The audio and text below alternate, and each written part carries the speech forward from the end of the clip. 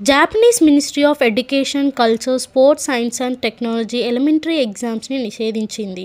జపాన్లో 1వ తరగతి నుండి 3వ తరగతి వరకు రిటన్ ఎగ్జామ్స్ ఉండవు. పిల్లలను మార్క్స్ ఆధారంగా ర్యాంక్స్ పెట్టరు. ఎవరితో పోల్చరు. జపాన్కు పరీక్షలు ఎందుకు అవసరం లేదు? చిన్న వయసులో పిల్లలకి భయం, ఒత్తిడి, పోటీ భావన ఇవన్నీ పెడితే పిల్లల మెదడు అభివృద్ధి దెబ్బతింటుంది అని జపాన్ నమ్ముతుంది. అందుకే అక్కడ పిల్లలకు మాట్లాడే నైపుణ్యాలు, కలిసి పనిచేయడం, మర్యాద, క్రమశిక్షణ, స్వయంక్రమ, బాధ్యత ఇవే ప్రధానంగా నేర్పిస్తారు. జపాన్ క్లాస్ రూమ్లో ఎలా నేర్పిస్తారు? జపాన్ స్కూల్లో పిల్లలు కలిసి కూర్చొని నేర్చుకుంటారు. గ్రూపులుగా పనులు చేస్తారు. టీచర్ ఒక మార్గదర్శి మాత్రమే. పిల్లల ప్రవర్తన టీచర్ గమనిస్తారు. రోజువారీ పనుల ఆధారంగా అంచనా వేస్తారు. అక్కడ పిల్లలను పరీక్షలతో కాదు, పరిశీలనలతో అర్థం చేసుకుంటారు. మరో ముఖ్యమైన విషయం, జపాన్లో పిల్లలే క్లాస్ రూమ్ శుభ్రం చేస్తారు. స్కూల్ను తమ ఇల్లులాగానే చూసుకుంటారు.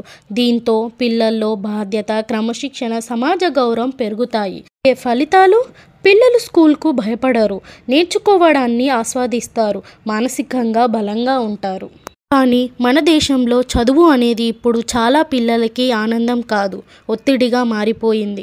చిన్న వయసులోనే ఎక్కువ సిలబస్, తరచూ పరీక్షలు, ట్యూషన్లు, మార్క్స్ కంపారిజన్ పిల్లలపై తీవ్ర ఒత్తిడిని కలిగిస్తున్నాయి.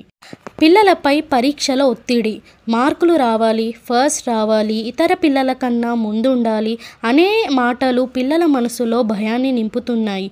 దీంతో చాలామంది పిల్లలు స్కూల్కి వెళ్ళడానికి ఇష్టపడడం లేదు. మెంటల్ హెల్త్పై ప్రభావం, ఎక్కువ ఒత్తిడి వల్ల పిల్లలు చదువుపై ఆసక్తి కోల్పోతున్నారు, దృష్టి పెట్టలేకపోతున్నారు, ఒంటరిగా మారుతున్నారు. ఇది యాంగ్జైటీ మరియు డిప్రెషన్కి దారితీస్తుంది. ఆటకు అవకాశం లేకపోవడం, స్కూల్, ట్యూషన్, హోంవర్క్ మరియు మొబైల్ స్క్రీన్ మధ్య పిల్లల బయట ఆడే అవకాశాన్ని కోల్పోతున్నారు. తల్లిదండ్రుల పాత్ర, కొన్నిసార్లు తల్లిదండ్రుల ఆశలు పిల్లల సామర్థ్యాల కంటే ఎక్కువగా ఉంటాయి. పిల్లల మనసును అర్థం చేసుకోవడం చాలా ముఖ్యం. దీనికి పరిష్కారం ఏమిటి? పేరెంట్స్గా మనము ఏమి చేయగలుగుతాము అన్న విషయాలని మనం మరో వీడియోలో తెలుసుకుందాము. థ్యాంక్ యూ అండి. Please like, share and subscribe to my channel.